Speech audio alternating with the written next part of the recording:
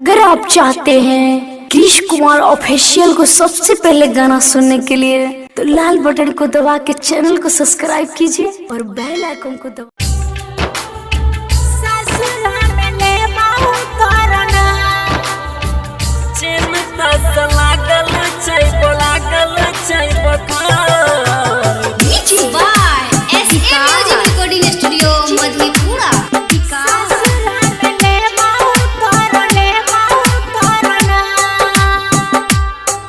हमरा से किया लड़का जानू जाय छी ससुरा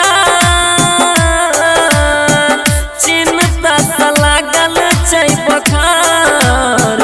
चिन्ता से लागल छै बखार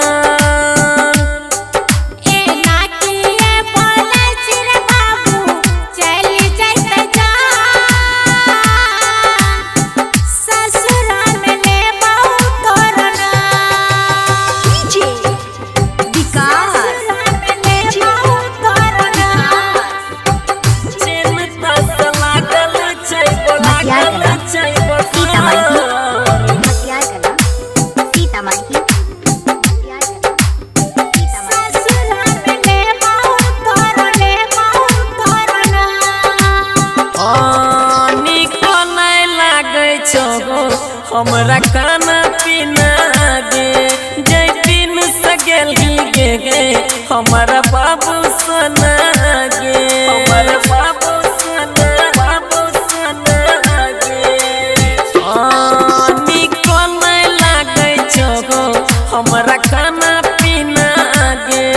जय दिन से गेल गे हमारा बाबू सोना गे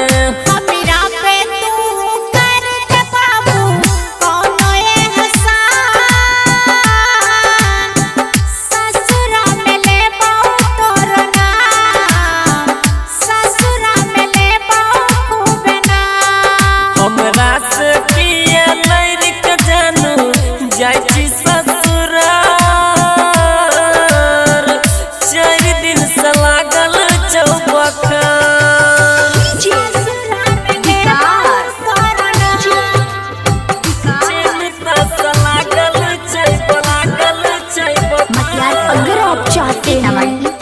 कृष कुमार ऑफिशियल को सबसे पहले गाना सुनने के